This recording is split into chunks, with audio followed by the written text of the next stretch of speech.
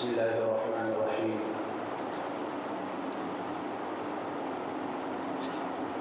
الحمد لله رب العالمين، والصلاة والسلام على سيد الأنبياء والمرسلين وعلى آله وأصحابه أجمعين. أما بعد، فأعوذ بالله من الشيطان الرجيم. بسم الله الرحمن الرحيم. قل هل يستوي الذين يعلمون والذين لا يعلمون؟ وقال تعالى في مقام آخر: يرفع الله الذين آمنوا منكم والذين أوتوا العلم درجات. وقال النبي صلى الله عليه وسلم: طلب العلم فريضة على كل مسلم، أو كما قال عليه الصلاة والسلام. صدق الله مولانا العظيم، وصدق رسوله النبي الكريم، ونحن على ذلك لمن الشاهدين والشاكرين، والحمد لله رب العالمين.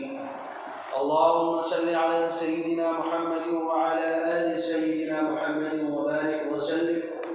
اللهم صل على سيدنا محمد وعلى آل سيدنا محمد وبارك وسلم. اللهم صل على سيدنا محمد وعلى آل سيدنا محمد وبارك وسلم. حیرت ہے کہ تعلیم و ترقی میں ہے پیچھے.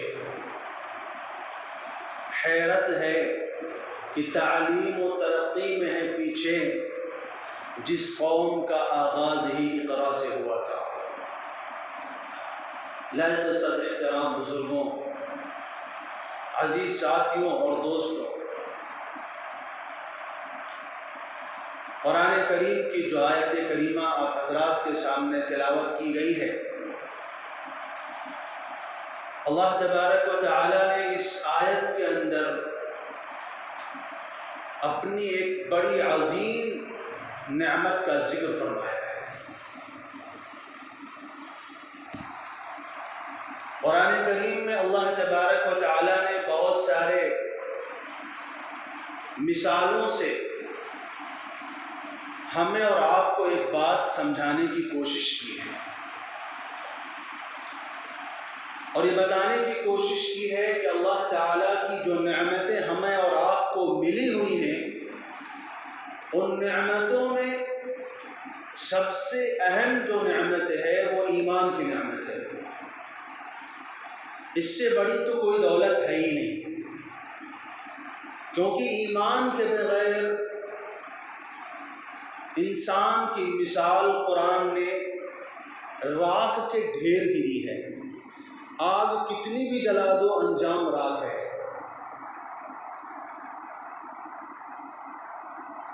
مثل الذين كفروا بربهم اعمالهم كرماد اشتدت به الريح في يوم عاصف. اللہ تعالیٰ فرماتے ہیں جن کے پاس ایمان کی دولت نہیں ہے، جو ایمان سے محروم ہیں، وہ کتنے بھی اچھے عمل کر لیں، وہ بڑے سے بڑے کام کر کے دکھا دیں، مخلوق کا بڑا سے بڑا فائدہ کر دیں، لیکن ان کے اعمال کی حیثیت، ان کے اعمال کی حقیقت اللہ تبارک و تعالیٰ کے نزدیک اس راکھ کے ڈھیر کی طرح ہے جس کو ہوا آ کر کے اڑا دیتی ہے. تو اس سے پتہ چلا کہ اگر ہمارے پاس ایمان نہ ہو اور اعمال کے ذخیرے ہوں، اعمال اتنے زیادہ ہوں کہ لوگ دیکھ کر کے ہمارے اوپر رشک کریں، ہم کو دیکھ کر کے کہیں کہ بھائی یہ کیسا آدمی ہے، کتنا نیک آدمی ہے، لیکن ایمان نہیں ہے، تو اللہ تعالیٰ فرماتے ہیں یہ ساری چیزیں، یہ ساری خوبیاں، یہ سارے کمالات راکھ کے ڈھیر کے مانند ہیں. کیوں؟ کیونکہ آخرت میں مرنے کے بعد جو ہماری اصلی زندگی ہے، جو ہماری ابدی زندگی ہے، جس کی کوئی حد اور انتہا نہیں ہے، جس کا کوئی کنارہ نہیں ہے، جس کا کوئی خاتمہ نہیں ہے، اس زندگی کے اندر ایمان کے بغیر کوئی بھی نعمت نہیں ملنے والی ہے. اسی لیے رسول اللہ صلی اللہ علیہ وسلم نے فرمایا تھا کہ دنیا کی حقیقت اللہ تعالیٰ کی نظر میں اگر ایک مچھر کے ٹانگ کے برابر بھی ہوتی تو کسی بھی کافر کو پانی پینے کا گھونٹ بھی نہ ملتا. لیکن آج ہم دیکھتے ہیں کہ مسلمانوں سے زیادہ کافروں کے پاس نعمتیں ہیں. وہ اس وجہ سے ہے، اس کی وجہ یہ ہے کہ اللہ تبارک و تعالیٰ کی نظر میں دنیا کی حقیقت نہیں ہے. اللہ تعالیٰ کے یہاں جو قیمت ہے، اللہ تعالیٰ کے ہاں جس چیز کا اعتبار ہے وہ آخرت کا اعتبار ہے، دنیا کا اعتبار نہیں ہے. اس لیے اللہ تعالیٰ نے فرمایا ہے کہ مرنے کے بعد ان لوگوں کو ان کے عمل کا کچھ فائدہ نہیں ملے گا جن کے پاس ایمان نہیں ہے. اس لیے میں نے عرض کیا کہ اللہ تبارک و تعالیٰ نے ہمیں جو سب سے بڑی نعمت ہمیں عطا فرمائی ہے وہ اپنی پہچان، اپنی ذات پر، اپنے رسول پر اور اپنی کتابوں پر، فرشتوں پر، قیامت کے دن پر، مرنے کے بعد زندہ ہونے پر ایمان رکھنا ہے. آپ جانتے ہیں کچھ چیزیں ایمانیات میں سے ہوتی ہیں. آمنت باللہ وملائکتہ وکتبہ ورسلہ والیوم الآخر والقدر خیرہ وشرہ من اللہ تعالی والبعث بعد الموت. یہ وہ کلمے ہیں جو ہمیں بچپن میں سکھائے جاتے ہیں. جب ہم مکتب کے طالب علم ہوتے ہیں ہمیں اس وقت یہ بتایا جاتا ہے کہ ہمیں ان 6 چیزوں پر یا 7 چیزوں پر ایمان لانا ضروری ہے. سب سے پہلے اللہ پر، اس کے کتابوں پر، اس کے فرشتوں پر، اس کے رسولوں پر، اور قیامت کے دن پر، مرنے کے بعد دوبارہ اٹھائے جانے پر، اور اچھی اور بری تقدیر کے اوپر. ہمارے ساتھ کچھ بھی ہو، اچھا ہو برا ہو، ہمیں اس بات پر ایمان رکھنا ضروری ہے کہ ہماری تقدیر میں ہمارے رب نے، ہمارے مالک نے اس کو لکھ دیا تھا، اس کو ہو کے ہی رہنا. اب یہ مت سوچو کہ ہم یہ کرتے تو ایسا نہیں ہوتا، وہ کرتے تو ایسا نہیں ہوتا. رسول اللہ صلی اللہ علیہ وسلم فرماتے ہیں جو ہونا ہوتا ہے وہی ہوتا ہے. ایسا ہو ہی نہیں سکتا کہ اللہ تعالیٰ نے تجھے کچھ اور دیا ہو اور جب اس کی حقیقت ہونے کی بات آئے، جب اس کو وجود میں آنے کی بات آئے تو بات کچھ اور ہو جائے. تو یہ وہ چیزیں ہیں جن پر ایمان لانا ضروری ہے. اللہ کا کرم ہے، احسان ہے کہ اس نے ہمیں ایمان دیا ہے. ہم اللہ کو بھی مانتے ہیں، اس کے فرشتوں کو بھی مانتے ہیں، اس کے رسولوں پر بھی ایمان رکھتے ہیں. لا نفرق بین احد من رسولہ، ہم کسی بھی رسول کو چھوڑتے نہیں ہیں. ہم تمام انبیاء علیہ السلام پر ایمان رکھتے ہیں اور آخرت کے دن کو بھی مانتے ہیں، قبر کے سوال و جواب کو بھی مانتے ہیں، آخرت کے سوال و جواب کو بھی مانتے ہیں، جنت بھی مانتے ہیں، جہنم بھی مانتے ہیں. تو بہرحال ایمان کی دولت تو سب سے بڑی دولت ہے، اس میں کوئی شک کی گنجائش نہیں ہے. لیکن ایمان کے بعد، ایمان لانے کے بعد جو سب سے بڑی دولت ہے، ایمان کے بعد جو سب سے بڑی نعمت ہے وہ علم کی نعمت ہے. اسی بات کو قرآن میں اللہ تعالیٰ نے مختلف انداز میں ہمیں سمجھانے کی کوشش کی ہے. اللہ تعالیٰ فرماتے ہیں وَمَا يَسْتَوِي الْأَعْمَى وَالْبَصِيرُ، دیکھنے والا اور اندھا برابر نہیں ہو سکتے. وَلَا الظُّلُمَاتُ وَلَا النُّورُ، سایہ اور دھوپ برابر نہیں ہو سکتے. وَلَا الظِّلُّ وَلَا الْحَرُورُ، روشنی اور تاریکی برابر نہیں ہو سکتے. وَمَا يَسْتَوِي الْأَحْيَاءُ وَلَا الْأَمْوَاتُ، زندہ اور مردہ برابر نہیں ہو سکتے. یعنی ہر چیز کی حقیقت الگ ہے. سائے کی جو خصوصیت ہے وہ دھوپ کے اندر نہیں پائی جاتی ہے، دن کے اندر جو بات ہے وہ رات میں نہیں پائی جاتی ہے، جو دیکھنے والے کے اندر بات ہے وہ نابینا کے اندر نہیں پائی جاتی ہے. اللہ تعالیٰ نے دنیا کو عالم الازداد بنایا ہے، یعنی ضد، ہر چیز کی ضد اللہ تعالیٰ نے اس دنیا میں رکھی ہے. دن ہے تو اس کے مقابل میں رات، اجالا ہے تو اس کے مقابل میں اندھیرا ہے، اچھے ہیں تو اس کے مقابل میں برے ہیں، روشنی ہے تو اس کے مقابل میں تاریکی ہے، صحت ہے تو اس کے مقابل میں بیماری ہے، ایمان ہے تو اس کے مقابل میں کفر ہے. اللہ تعالیٰ نے مختلف چیزوں کا سمجھانے کے بعد اللہ تعالیٰ ہم سے فرماتے ہیں قُلْ هَلْ يَسْتَوِي الَّذِينَ يَعْلَمُونَ وَالَّذِينَ لَا يَعْلَمُونَ. جس طرح روشنی اور تاریکی برابر نہیں ہو سکتے، جس طرح دھوپ اور سایہ برابر نہیں ہو سکتے، جس طرح بینا اور نابینا برابر نہیں ہو سکتے، جس طرح زندہ اور مردہ برابر نہیں ہو سکتے، ایسے ہی علم والا اور بغیر علم والا برابر نہیں ہو سکتے. اللہ تعالیٰ نے علم کو ایک روشنی بنایا ہے، ایک سدا بہار پھول بنایا ہے، ایسا دوست بنایا ہے جو کبھی بھی اپنے دوست سے بے وفائی نہیں کرتا. اللہ نے علم کو ایسا درخت بنایا ہے جس کے اندر کبھی بھی خزاں نہیں آتی، کبھی بھی پتجھڑ نہیں آتی۔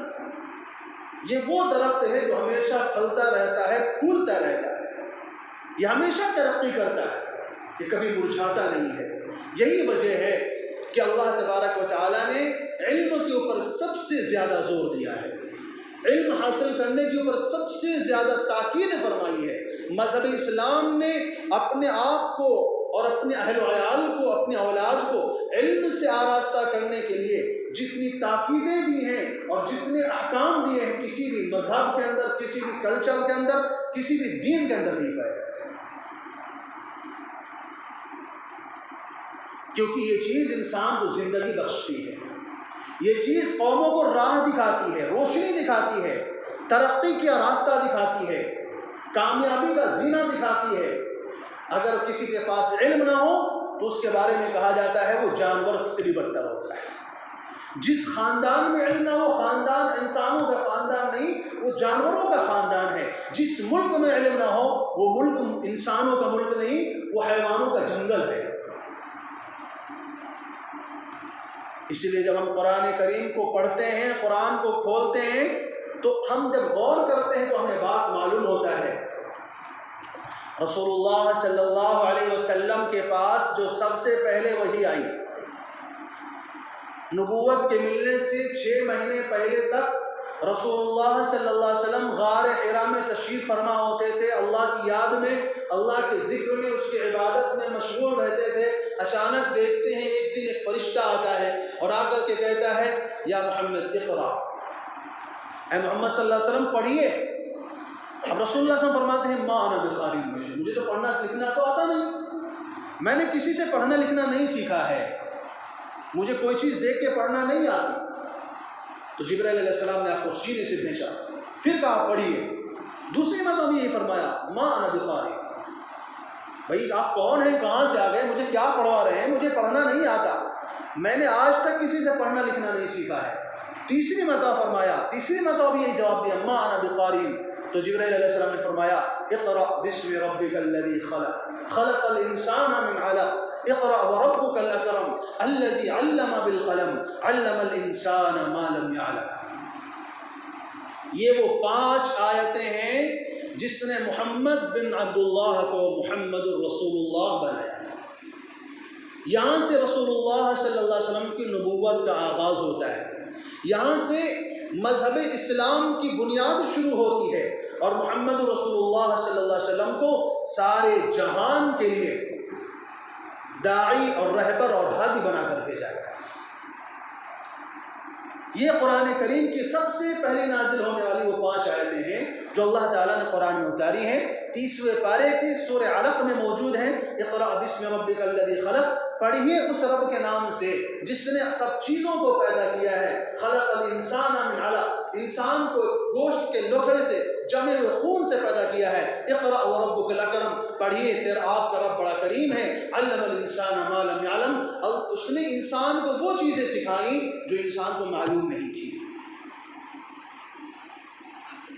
اسی لیے میں نے خطبے کے بعد ایک شعر پڑھا تھا کہ حیرت ہے تعلیم و ترقی میں ہے پیچھے، حیرت ہے کہ تعلیم و ترقی میں ہے پیچھے، جس قوم کا آغاز ہی اقرا سے ہوا تھا۔ اقرا کے معنی ہے پڑھیے، پڑھنا سیکھیے، علوم حاصل کیجیے، ترقی حاصل کیجیے۔ جاہلوں کو کوئی نظر میں نہیں لاتا، ان پڑھ لوگوں کو کبھی ترقی نہیں ملتی۔ مذہب اسلام کو جو پوری دنیا کے اندر جو ترقی ملی تھی، اس کے ماننے والوں کو جو ترقی ملی تھی وہ علم کی بنیاد پر ملی تھی۔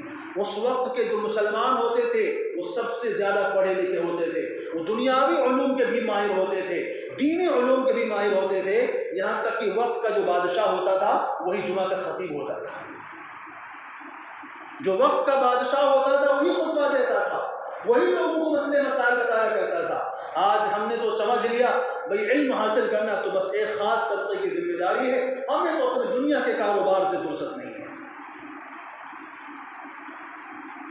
ہماری سوچ نے، ہمارے اس خیال نے ہمیں ترقی سے پستی میں ڈال دیا، ہم نیچے چلے گئے۔ جن کو کھانے کا طریقہ معلوم نہیں، جن کو لیٹنے کا طریقہ معلوم نہیں، جن کو اور تو اور ضرورت پوری کرنے کا طریقہ معلوم نہیں، وہ آج آپ سے کہیں زیادہ آگے نکل چکے ہیں۔ اور جس نبی نے، جس قرآن نے ہمیں علم سکھانے کی بات کی تھی، جس قرآن نے ہمیں سب سے پہلی آیت جو ہمیں سکھائی وہ اقرأ بسم ربک الذی خلق، اپنے رب کا نام لے کر کے پڑھنا شروع کیجئے، آج ہماری اولادیں، ہمارے قوم کے لوگ سب سے پیچھے ہیں تعلیم کے اندر۔ دوسری جگہ قرآن میں اللہ تعالیٰ فرماتے ہیں، رسول اللہ صلی اللہ علیہ وسلم کو ایک دعا سکھاتے ہیں۔ دعا کیا سکھاتے ہیں؟ وَقُلْ رَبِّ زِدْنِي عِلْمًا، اے اللہ کے نبی آپ کیا دعا کیجئے؟ ربی زدنی علما، اے اللہ میرے علم میں اضافہ فرمائیے۔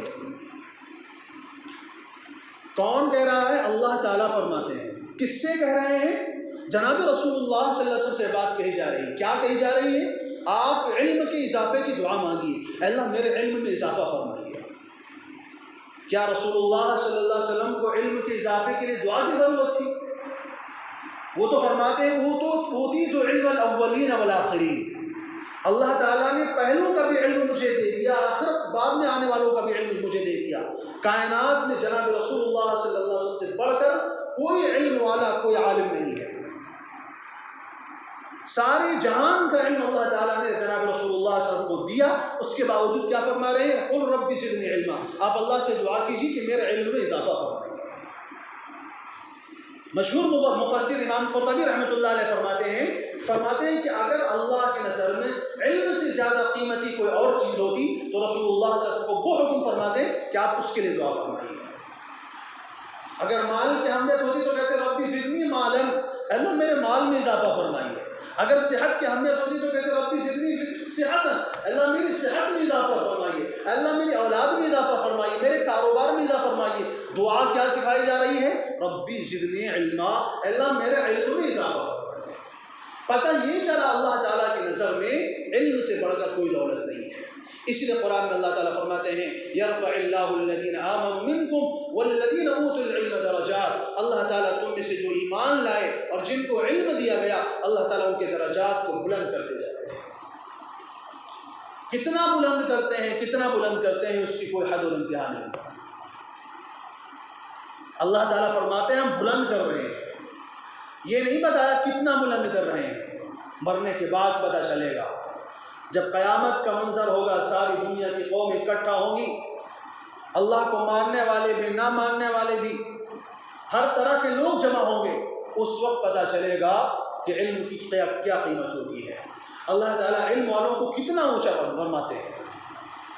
دوسری جگہ فرماتے ہیں انما یخشی اللہ من عبادہ العلماء، اللہ تعالیٰ سے تو اللہ علم والے لوگ ہی ڈرتے ہیں۔ جن کے پاس علم ہی نہیں ہوگا ان کو کیسے پتہ چلے گا کہ میں یہ کام کر رہا ہوں یہ جائز ہے کہ ناجائز ہے، اللہ تعالیٰ اس سے خوش ہوں گے کہ ناراض ہوں گے، ان کو معلوم ہی نہیں نا۔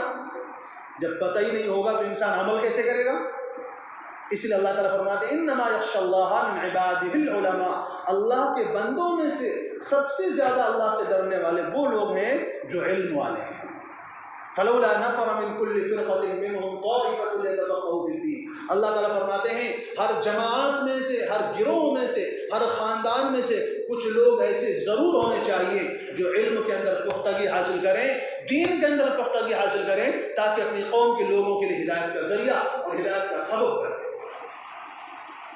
قرآن کریم میں تقریباً 80 آیتیں ایسی ہیں جس میں صراحت کے ساتھ اللہ تعالیٰ نے علم حاصل کرنے کا حکم فرمایا ہے، اور بھی دیگر آیتیں ہیں جس کے اندر اشاروں میں اور کنائے کے اندر یہ بات فرمائی گئی ہے۔ احادیث کے ذخیرے کے اندر دیکھتے ہیں تو محدثین فرماتے ہیں صرف بخاری شریف میں 74 حدیث ایسی ہیں جو علم کے فضائل کے اوپر بیان کی گئی۔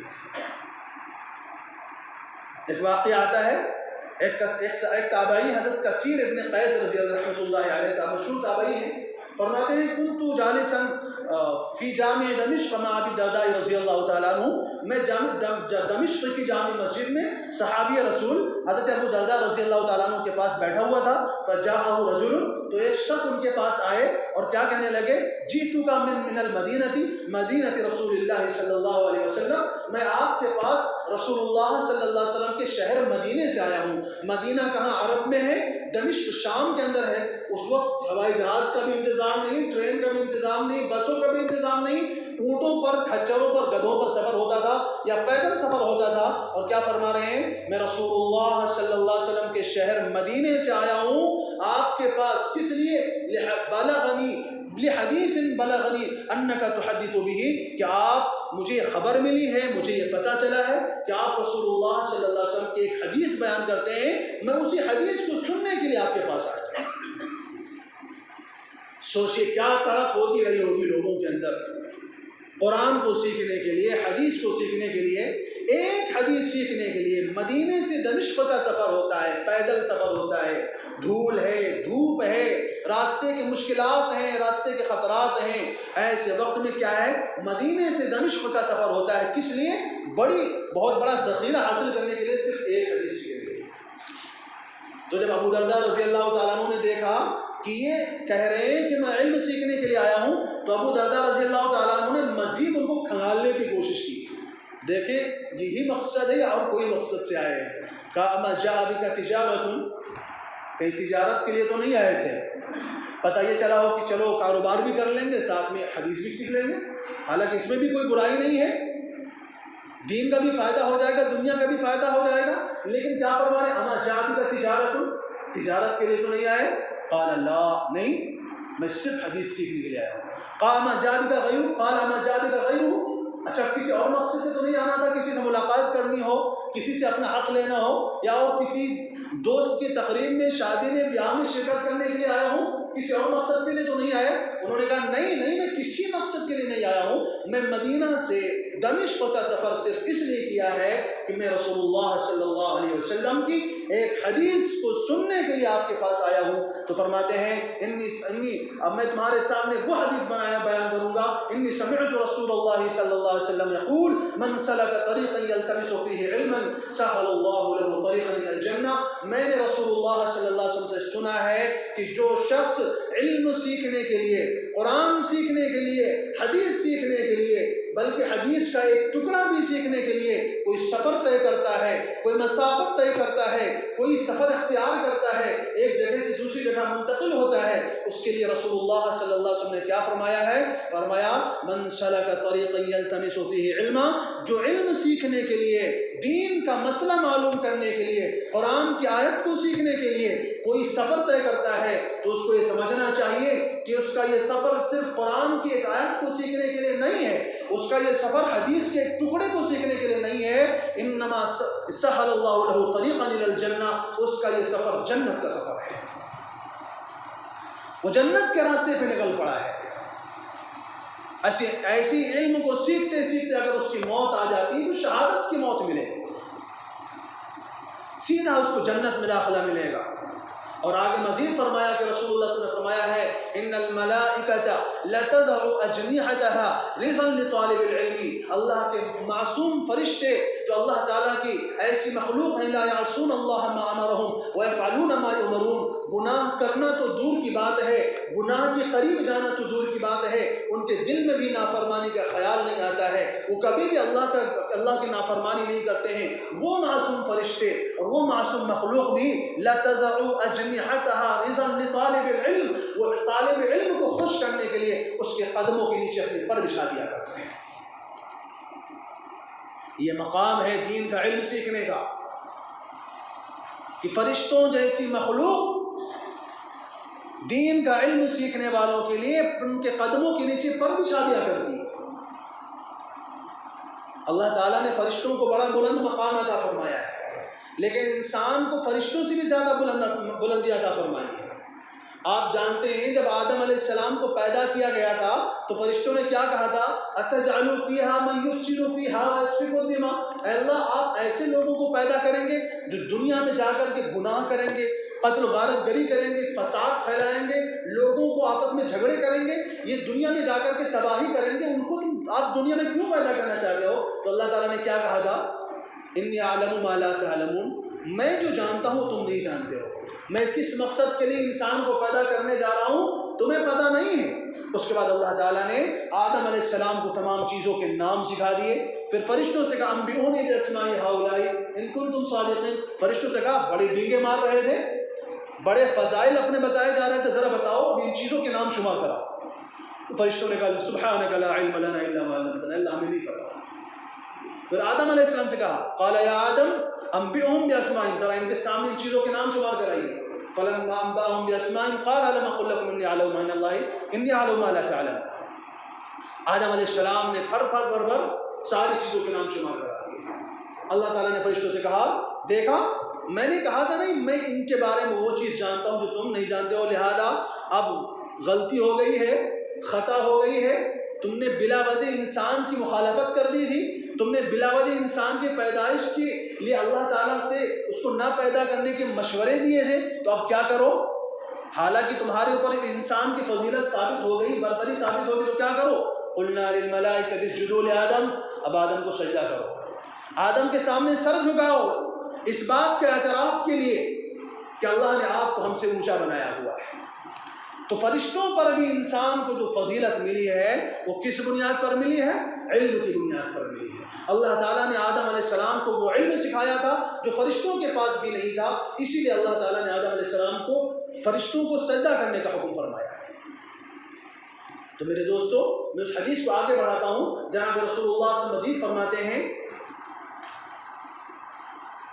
کہ دنیا کے اندر آسمان میں زمین میں جتنے بھی مخلوقات ہیں وَإِنَّ اللَّهَ وَيَسْتَغْفِرُ مَنْ فِي السَّمَاوَاتِ وَمَنْ فِي الْأَرْضِ لِطَالِبِ الْعِلْمِ حَتَّى الْحِيتَانِ فِي الْمَاءِ حَتَّى النَّمْلَةُ فِي جُحْرِهَا۔ رسول اللہ سے فرماتے ہیں علم حاصل کرنے کے والوں کے لیے آسمان کی تمام مخلوقات استغفار کیا کرتی ہیں، زمین کی تمام مخلوقات استغفار کرتی ہیں، حتیٰ کہ سمندر کی مچھلیاں بھی استغفار کرتی ہیں، اور چونٹی بلوں کے اندر چھپی ہوئی چونٹیاں بھی ان کے لیے استغفار کرتی ہیں، ان کے لیے دعا کرتی ہیں۔ وفضل العالم على العابد كفضل القمر ليلة البدر على سائر الكوكب، اور ایک عالم کی فضیلت عبادت گزار پر ایسی ہی ہے جیسے کہ 14ویں رات کی فضیلت ستاروں کی ہوتی ہے۔ 14ویں رات کا جو چاند ہوتا ہے وہ کتنا روشن ہوتا ہے، کتنا چمکدار ہوتا ہے، فرمایا علم والا اس 14ویں رات کے چاند کی طرح ہے۔ اور عبادت گزار، عابد کس کو کہتے ہیں؟ جو دن اور رات اللہ کی عبادت میں لگا ہوا ہو، نمازوں کی پابندی ہو، مستحبات کی پابندی ہو، ذکر اذکار میں مشغول رہتا ہو، اس کو عابد کہا جاتا ہے۔ ایسا نہیں کہ کبھی نماز پڑھی نہیں پڑھی، دل میں آیا پڑھ لیا، نہیں دل میں آیا تو نہیں پڑھے، کوئی بات نہیں، ایسے آدمی کو عابد نہیں کہا جاتا۔ جس کی دن بھی عبادت میں گزرتے ہوں، راتیں بھی عبادت میں گزرتی ہوں، اس کو عابد کہا جاتا ہے۔ اس بندے کے اوپر علم والے کی فضیلت کیا بتا رہے ہیں؟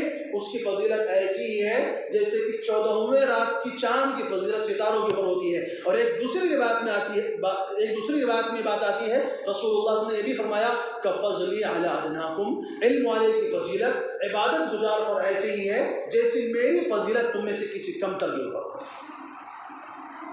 اس کا دیکھنا بھی عبادت، اس سے ملنا بھی عبادت، اس کا سونا بھی عبادت، اس کا جاگنا بھی عبادت، اس کا چلنا بھی عبادت۔ اللہ تعالیٰ نے ہر قدم پر اس کے لیے نیکیاں لکھ دی ہیں، اور فرمایا وَأَنَّ الْعُلَمَاءَ وَرَثَةُ الْأَنْبِيَاءِ، اور یہ جان لو کہ علماء انبیاء علیہ السلام کے وارث ہوتے ہیں۔ وَأَنَّ الْأَنْبِيَاءَ لَمْ يُوَرِّثُوا دِينَارًا وَلَا دِرْهَمًا، اور انبیاء علیہ السلام دینار اور درہم چھوڑ کے نہیں جاتے۔ انبیاء علیہ السلام جتنا بھی مال اور دولت دنیا کا ساز و سامان چھوڑ کر جاتے ہیں وہ امت پر صدقہ ہو جاتا ہے۔ نبی کے وارثین کو میراث نہیں ملتی ہے۔ آپ جانتے ہیں رسول اللہ صلی اللہ علیہ وسلم کا جب انتقال ہوا تو آپ کی جو ورثہ تھے، آپ کی بیٹی تھی، ان کو رسول اللہ صلی اللہ علیہ وسلم کی جو زمینیں تھیں اس میں سے میراث نہیں ملا۔ کیوں؟ کیونکہ رسول اللہ صلی اللہ علیہ وسلم نے خود فرمایا ہے انبیاء علیہ السلام دینار اور درہم کا وراثت چھوڑ کر کے نہیں جاتے ہیں، وَإِنَّمَا وَرَّثُوا الْعِلْمَ، وہ علم کی وراثت چھوڑ کر کے جاتے ہیں۔ لہذا جو علم کو حاصل کرے گا، علم کو سیکھے گا، قرآن سیکھے گا، سکھائے گا، وہ در حقیقت انبیاء کا وارث ہوتا ہے، وہ در حقیقت انبیاء علیہ السلام کا نائب ہوتا ہے۔ فَمَنْ أَخَذَهَا أَخَذَ بِحَظٍّ وَافِرٍ۔ لہذا جو قرآن کو سیکھ لے، جو حدیث کو سیکھ لے، وہ بہت بڑے حصے کو اس نے اپنے اندر جمع کر لیا، بہت بڑی خیر کو، بہت بڑی نعمت کو، بہت بڑی دولت کو اپنے سینے کے اندر محفوظ کر لیا۔ اسی حدیث سے ملتا جلتا ایک واقعہ میں آپ کے سامنے عرض کرنا چاہوں گا۔ رسول اللہ صلی اللہ علیہ وسلم کا انتقال ہو چکا ہے، مسجد نبوی کے اندر ابو ہریرہ رضی اللہ تعالیٰ عنہ موجود ہیں، دیکھتے ہیں مسجد خالی پڑی ہے، چند لوگ بیٹھے ہوئے ہیں، ذکر اذکار میں لگے ہوئے ہیں۔ کوئی قرآن کی تلاوت میں لگا ہوا ہے، کوئی تسبیح میں مشغول ہے، لیکن اکثر لوگ بازاروں میں بیٹھے ہوئے ہیں۔ ابو ہریرہ رضی اللہ تعالیٰ عنہ بازار کی طرف نکل کر جاتے ہیں اور کہتے ہیں مسلمانوں تمہیں ہو کیا گیا ہے؟ جب رسول اللہ صلی اللہ علیہ وسلم زندہ تھے تو آپ تو ان کی محبت کے دعوے کرتے تھے، محبت کا دم بھرتے تھے، ان کے قدموں کو دھو دھو کر پیا کرتے تھے، اور جب رسول اللہ صلی اللہ علیہ وسلم دنیا سے چلے گئے تو تم نے ان سے منہ موڑ لیا، ان سے بے وفائی کر دی، رسول اللہ صلی اللہ علیہ وسلم کو بھول گئے۔ اب مسلمانوں نے جو سنا تو ہمارے اور آپ کے جیسے مسلمان تھوڑی تھے، ان کے دل میں ایمان کی روشنی تھی، رسول اللہ صلی اللہ علیہ وسلم کی سچی محبت تھی۔ ہمارے اور آپ کے جیسے نام کے عاشق تھوڑی تھے جو چند دنوں کے لیے عاشق بن جاتے ہیں، چند گھنٹوں کے لیے عاشق بن جاتے ہیں، وہ تو دن اور رات کے عاشق تھے، وہ زندگی بھر کے عاشق تھے۔ انہوں نے جب یہ بات سنی کہ رسول اللہ صلی اللہ علیہ وسلم سے ہم نے کیسے بے وفائی کر دی، انہوں نے کہا ابو ہریرہ کیا بات کرتے ہو، ہمارے اندر تم نے ایسی کون سی بات دیکھ لی کہ تم نے یہ بات کہہ دی کہ ہم نے رسول اللہ صلی اللہ علیہ وسلم کو بھلا دیا ہے، ہم نے رسول اللہ صلی اللہ علیہ وسلم سے بے وفائی کر دی ہے۔ ابو ہریرہ رضی اللہ تعالیٰ فرماتے ہیں ہاں اور کیوں نہیں، بات اصل میں یہ ہے مسجد نبوی میں رسول اللہ صلی اللہ علیہ وسلم کی میراث تقسیم ہو رہی ہے اور تم لوگ یہاں دکانوں میں بیٹھے ہو، گراہکوں کا انتظار کر رہے ہو، کاروبار میں مشغول ہو، یہ رسول اللہ سے بے وفائی نہیں تو اور کیا ہے، رسول اللہ صلی اللہ علیہ وسلم کو بھولنا نہیں تو اور کیا ہے۔ صحابہ کرام تڑپ گئے، بغیر دکانوں کو بند کی سب مسجد نبوی کی طرف دوڑ گئے۔ اب صحابہ نے کیا سمجھا؟ صحابہ نے سمجھا شاید وہاں پر رسول اللہ صلی اللہ علیہ وسلم کی جو آپ کی جو وراثت ہے، آپ کا جبہ، آپ کے نالین، آپ کے برتن، آپ کا بستر، آپ کے کپڑے، وہ تقسیم ہو رہے ہوں گے۔ صحابہ نے سمجھا چلو رسول اللہ صلی اللہ علیہ وسلم کی ٹوپی مل جائے گی، سعادت کا انتظام ہو جائے گا، آپ کے جوتے مل جائیں گے، سروں پر رکھ لیا کریں گے، آپ کا کوئی لباس کا ایک ٹکڑا مل جائے گا، آپ کے بال کا ایک دانہ مل جائے گا، وہ بھی ہم رکھ لیا کریں گے اور اس کو اپنے لیے سعادت اور جو ہے خوش قسمتی کی بات سمجھیں گے۔ جب صحابہ مسجد پہنچتے ہیں تو کیا دیکھتے ہیں؟ یہاں پر تو کچھ بھی تقسیم نہیں ہو رہا، نہ تو وہاں پر رسول اللہ صلی اللہ علیہ وسلم کا جبہ مبارک تقسیم ہو رہا، نہ ہی ٹوپی تقسیم ہو رہی، نہ نالین مبارک تقسیم ہو رہے ہیں، بلکہ کچھ لوگوں کو دیکھا کہ حلقہ بنا کر کے بیٹھے ہوئے ہیں، کچھ لوگ علم حاصل کر رہے ہیں، مسئلہ مسائل معلوم کر رہے ہیں، کوئی قرآن کی تلاوت کر رہا ہے، کوئی ذکر و اذکار میں مشغول ہے۔ تو صحابہ کرام اب دل ہی دل میں مسجد نبوی میں آ رہے ہیں اور دل ہی دل میں ابو ہریرہ رضی اللہ عنہ پر غصہ ہو رہے ہیں۔ آخر ایک نے بول ہی دیا ابو ہریرہ تم کو تو ہم بڑا اچھا آدمی سمجھتے تھے، یہ کیا بات ہوئی؟ ہم تو آپ کو بڑا نیک سمجھتے تھے، آپ رسول اللہ صلی اللہ علیہ وسلم کے خادم ہیں، نبی کے غلام ہیں، اور غلام ہو کر کے نبی کے خادم ہو کر کے آپ جھوٹ بولتے ہیں۔ کہاں رسول اللہ صلی اللہ علیہ وسلم کا جبہ مبارک تقسیم ہو رہا، کہاں رسول اللہ صلی اللہ علیہ وسلم کی جو ہے کلاه مبارک ہے، کہاں آپ کے نالین مبارکین ہیں، کچھ بھی تو نہیں تقسیم ہو رہا ہے۔ تو ابو ہریرہ رضی اللہ تعالیٰ عنہ مسکرائے اور ہنسنے لگے، اور ہنسنے کے بعد ایک بات فرمائی، افسوس ہے تمہارے، تم نے رسول اللہ صلی اللہ علیہ وسلم کو اپنے جیسا انسان سمجھا ہے، تم نے کیا سمجھا ہے؟ یہ بے شک رسول اللہ صلی اللہ علیہ وسلم کی ہماری جیسے آنکھیں تھی، بے شک رسول اللہ صلی اللہ علیہ وسلم کا چہرہ ہماری جیسا تھا، بے شک رسول اللہ صلی اللہ علیہ وسلم کے بھی 2 ہاتھ تھے، 2 پیر تھے، جو انسان کے بدن کے اندر جو جو چیزیں ہوتی بے شک وہی ساری چیزیں تھیں، لیکن ضروری نہیں ہے کہ 2 چیزیں دکھنے میں ایک جیسی ہوں تو حقیقت میں بھی ایک جیسی ہوں۔ الفاظ و معانی میں تفاوت نہیں، لیکن الفاظ و معانی میں تفاوت نہیں، لیکن ملا کی اذان اور ہے، مجاہد کی اذان اور ہے۔ ہماری مسجد میں اذان ہوتی ہے، اس میں اتنی تاثیر نہیں ہوتی کہ انسان اپنے بستر سے نکل کر کے مسجد آ سکے، اپنے کاروبار سے نکل کر کے مسجد آ سکے، اپنے دکان سے نکل کر کے مسجد آ سکے، لیکن وہی اذان جب اسی اللہ اکبر کا لفظ مجاہد میدان جہاد میں بولتا ہے تو بڑے سے بڑے کافر کا بھی دل پگھل جایا کرتا ہے اور اسلام میں داخل ہو جاتا ہے۔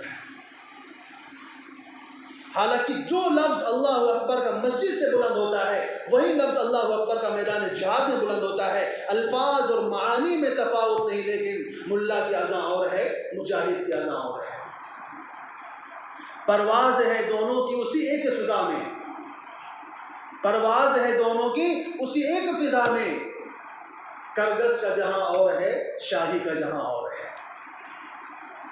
ایک ہے شاہین جو پرندہ ہوتا ہے جو سب سے اونچی اڑان والا ہوتا ہے، اور ایک معمولی پرندہ ہوتا ہے جو اتنی اڑان نہیں بڑھ سکتا۔ اب جانے کو تو دونوں ایک ہی رخ میں جا رہے ہیں، لیکن شاہین جس بلندی سے اڑتا ہے اور شاہین جس مسافت کو اور جس بلندی کو طے کرتا ہے وہ عام پرندے اس کو نہیں طے کر سکتے، ان کے پر ہی جواب دے جائیں۔ تو کہا پرواز ہے دونوں کی اسی ایک فضا میں، شاہی کا جہاں اور ہے اور کرگس کا جہاں اور ہے، شاہی کا جہاں اور ہے۔ تو بے شک رسول اللہ صلی اللہ علیہ وسلم ہمارے جیسے انسان تھے، بے شک ساری چیزیں آپ کے ہمارے جیسی تھی، لیکن ضروری نہیں ہے کہ رسول اللہ صلی اللہ علیہ وسلم دکھنے میں ہمارے جیسے تھے تو حقیقت میں بھی ہمارے جیسے ہوں۔ تم نے کیا سمجھا جب ہم مر کر کے دنیا سے جاتے ہیں تو ہمارا مال، ہماری جائیداد، ہمارا گھر، ہماری گاڑی، ہمارا بینک بیلنس یہ ہماری اولاد میں تقسیم ہو جاتا ہے؟ رسول اللہ صلی اللہ علیہ وسلم ہمارے جیسے نہیں تھے۔ رسول اللہ صلی اللہ علیہ وسلم جو میراث چھوڑ کر گئے وہ تو امت پر صدقہ ہو جاتا ہے۔ رسول اللہ صلی اللہ علیہ وسلم کی میراث جو ہوتی ہے وہ علم ہوتا ہے، وہ قرآن ہوتا ہے، وہ حدیث ہوتی ہے۔ یہ جو مسجد میں آپ نے دیکھا، یہ جو حلقے لگے ہوئے ہیں، یہ جو قرآن سیکھا جا رہا ہے، یہ جو حدیثیں سیکھی جا رہی ہیں، یہ جو مسئلے مسائل معلوم کیے جا رہے ہیں، یہی رسول اللہ صلی اللہ علیہ وسلم کی میراث ہے، یہی رسول اللہ صلی اللہ علیہ وسلم کا ترکہ ہے، اور اسی کو پکڑنے کا حکم دے کر کے رسول اللہ صلی اللہ علیہ وسلم دنیا سے تشریف لے کر کے گئے۔ وقت چونکہ پورا ہو چکا ہے، اس لیے اپنی بات کو سمیٹنے کی کوشش کرتے ہوئے آپ حضرات کے سامنے ایک دو اور حدیث آپ کے سامنے رکھ کر کے اپنی بات کو ختم کرنا چاہوں گا۔ ایک روایت میں آتا ہے رسول اللہ صلی اللہ علیہ وسلم نے فرمایا علیکم بالعلم، علم کو حاصل کر لو، علم کو اپنے سینوں میں جمع کر لو، قبل ان یقبض، قبل اس کے کہ علم اٹھا لیا جائے، والقبض ان یرفع، اور فرمایا اٹھا سمیٹ لینے کا مطلب یہ کہ اللہ تعالیٰ علم کو اٹھا لیں گے، اور فرماتے ہیں کہ دونوں انگلیاں اپنی ملائیں، اور دونوں انگلیاں ملانے کے بعد فرماتے ہیں العالم والمتعلمان والمتعلم الشریکان فی الاجر ولا خیر فی سائر الناس۔ فرمایا علم حاصل کرنے والا اور علم سکھانے والا، علم سیکھنے والا اور علم سکھانے والا، یہ دونوں اجر میں شریک ہوتے ہیں، ثواب میں شریک ہوتے ہیں، اس کے علاوہ لوگوں میں کوئی خیر نہیں ہے، اس کے علاوہ اور کسی بھی چیز میں کوئی بھلائی نہیں ہے۔ اللہ تعالیٰ نے ساری خیریں اسی علم کے اندر رکھی ہیں۔ اب اس حدیث کو ذرا ہمیں دیکھنے کی ضرورت ہے۔ رسول اللہ صلی اللہ علیہ وسلم فرماتے ہیں اس سے پہلے علم حاصل کر لو کہ علم اٹھا لیا جائے۔ قرآن کریم کی ایک آیت میں اللہ تعالیٰ فرماتے ہیں وَلَئِن شِئْنَا لَنَذْهَبَنَّ بِالَّذِي أَوْحَيْنَا إِلَيْكَ، اس کی تفسیر میں مفسرین فرماتے ہیں کہ ایک زمانہ ایسا آئے گا يَدْرُسُ الْإِسْلَامُ کما یدرس الوشی من الثوب، اسلام دھیرے دھیرے کر کے ایسے ہی مٹ جائے گا جیسے کہ کپڑے کے اندر جو نقش و نگار بنا ہوتا ہے وہ دھیرے دھیرے غائب ہو جاتا ہے، بالآخر ایک وقت آتا ہے کہ کپڑا بالکل سادہ دکھنے لگ جاتا ہے۔ ایسے ہی اسلام کے جو نقش و نگار ہیں، نماز، روزہ، زکوٰۃ، صدقہ، قربانی، حج، یہ سارے کے سارے مٹ جائیں گے۔ اول ما تفقدون من دینکم الامانہ، فرمایا اسلام کے جانے کا وقت آ رہا ہوگا تو سب سے پہلی کون سی چیز رخصت ہوگی؟ امانت داری رخصت ہو جائے گی۔ آج ہمیں اپنے معاشرے میں ذرا غور کرنے کی ضرورت ہے، ہم کتنے امانت دار ہیں اپنی ذمہ داریوں کو لے کر کے۔ امانت کا مطلب صرف یہ نہیں ہوتا کہ کوئی ہمارے پاس مال لا کر کے رکھ دے، اس کا مال امانت ہے ہمارے پاس، بلکہ اللہ نے جو ذمہ داریاں ہمارے ڈالی ہے، ہماری ذمہ لگائی ہے، جس بھی چیز کے ہم مکلف ہیں اس کے اندر کوتاہی کرنا، رد و بدل کرنا، کمی بیشی کرنا، یہ امانت میں خیانت کہلاتا ہے۔ آپ کہیں ملازمت کر رہے ہیں، کہیں ڈیوٹی کر رہے ہیں، آپ کی ڈیوٹی 6 گھنٹے کی، آپ 5 ہی گھنٹے ادا کر رہے ہیں، یہ امانت میں خیانت ہے۔ آپ کے پاس کوئی ملازم کام کر رہا ہے، آپ نے طے کیا کہ ہم آپ کی مزدوری شام کو دے دیں گے، آپ شام کو اس کی مزدوری نہیں دیتے، یہ امانت میں خیانت ہے۔ مزید مثالوں سے میں وضاحت نہیں کر سکتا، وقت مختصر ہے۔